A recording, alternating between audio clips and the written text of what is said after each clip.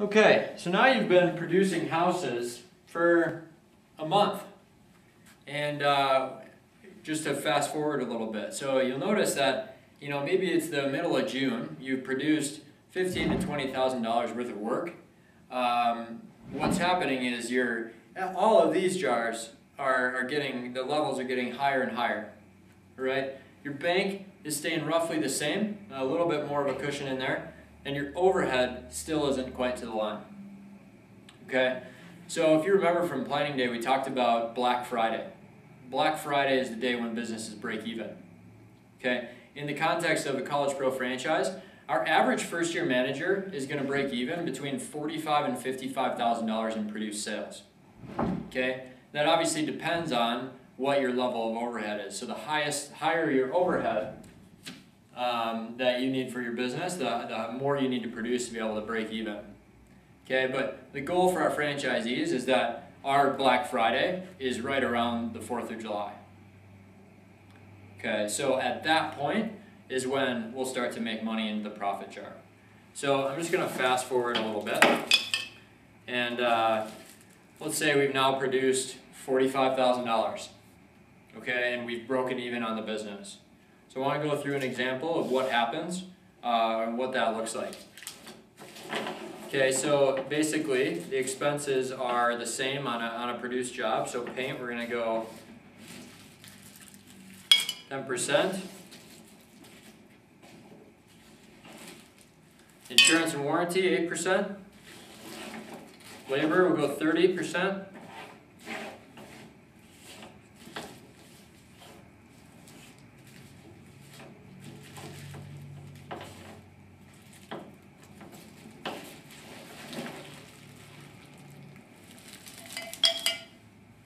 Okay, then royalty rebate.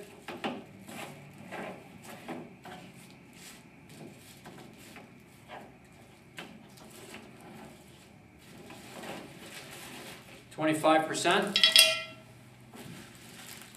Now that leaves me with a handful here, straight into the profit jar. Okay, so now we've started to be profitable on the business, and this jar is going to start to grow very quickly.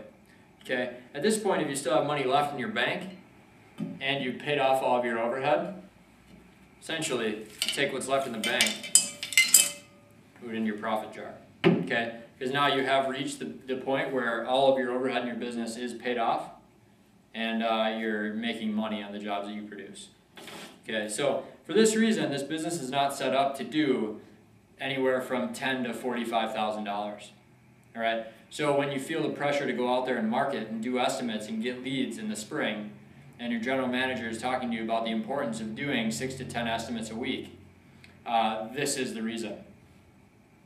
All right. We don't want to see you run a $40,000 business and do all of that work to end up not making profit. So push yourself out of your comfort zone and really get out there and do that marketing so that you can reach this profitable level. It's a fun place to be as a business owner. Let me do one more example here on this. So repetition is good when it comes to financials. So we produce another house, paint again, 10 to 12%.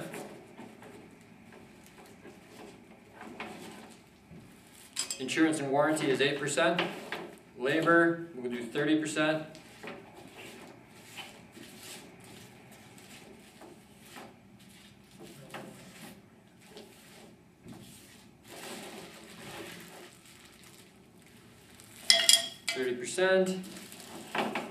Royalty rebate, 25%.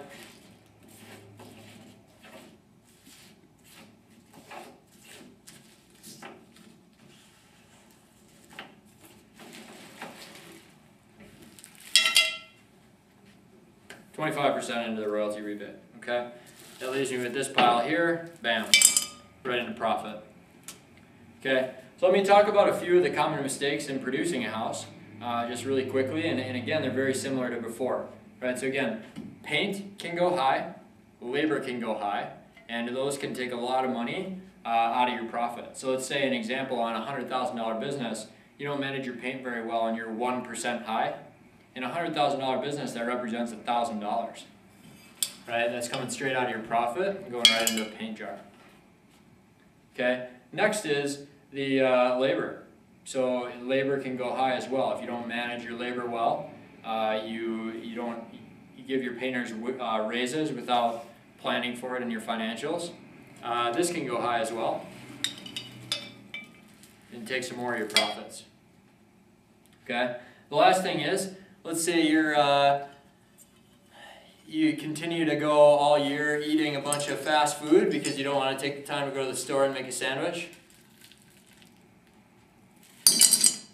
That can have a huge impact on your profitability, right?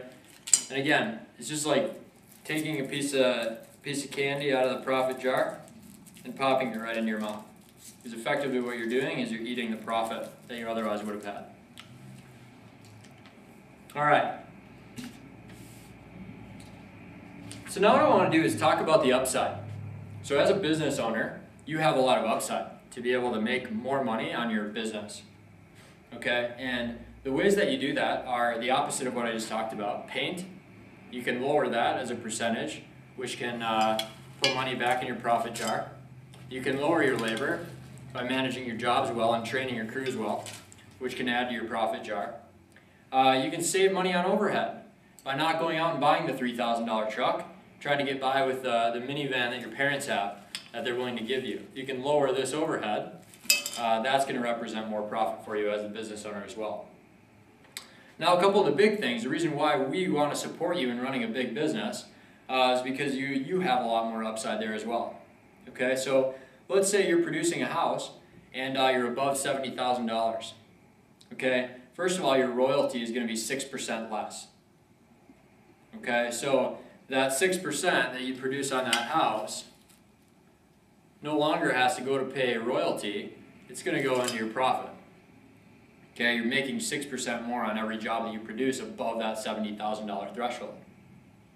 Okay, if you produce $100,000 above that goal, and you produce to $170,000, that's going to be $6,000 worth of added profit for you and your business. Okay, the next thing is your rebate. So the rebate, the way that that's structured a bit differently in every division, but in the upper Midwest, how ours is structured is we have 5% total. 3% you get back for producing $70,000 in sales and having a net promoter score of 50%. Okay, so that's treating your customers well and having 50% of them be very likely to recommend you to their friends and family. Okay, and that's done on a rating system, which we'll get more into as we move into TSB and TSC. But if you can do that, $70,000 and 50% net promoter, you can take 3% out of everything you've paid in all year and pound that right into the profit jar. Right? So that's a huge amount of added bonus that we're going to give you back just to say thank you for doing a good job. Okay, the next 2% is for promoting a painter. We want to recognize people that run a strong business and have people within their business that want to move up and take on more responsibility within College Pro. Okay, so if you have one of your painters that goes on to starts interviewing in the summer and ends up being hired to be a franchisee for 2011, we're going to take another 2% out of all this stuff that you've paid into College Pro all year, and we're going to pound that right into the profit jar. Okay, so again, we want to make sure that you have plenty of incentive to run a strong business, do a high sales volume, and promote your people.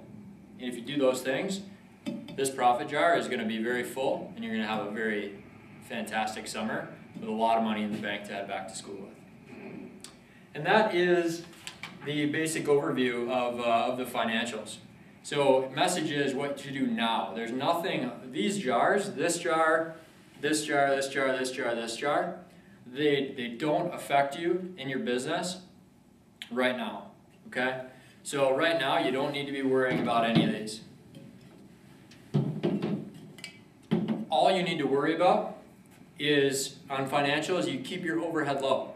So don't make stupid purchases and try to book as much work as you possibly can to start to really bring a lot of money into this jar to start to get that business close to break even. So it's simple. This business is one of the easier businesses to run because you can have singular focus. Right now, for the next 4 months. You get leads, you do estimates, you book paint jobs, and that's going to lead you to be successful and profitable as a franchisee. At TSC, we're going to revisit some of these things and help make sure that you learn how to manage those expenses over there, because they are very important. But right now, you don't need to worry about them. There's nothing you can do to affect them. Just go out, do the work, book the work, and you'll be well on your way to a profitable summer.